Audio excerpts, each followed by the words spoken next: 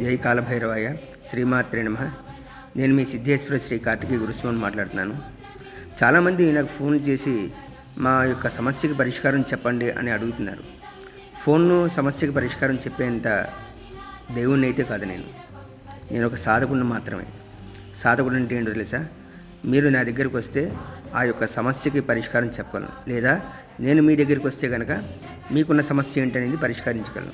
ఒకటి మీరు నా దగ్గర రావడం, లేదా నేను మీ దగ్గర రావడం, రెండే విషయాలు. అలా వచ్చినప్పుడే సమస్యకు అనేది పరిష్కారం అనేది జరుగుతుంది. మీకు మొహమాటమే లేదు.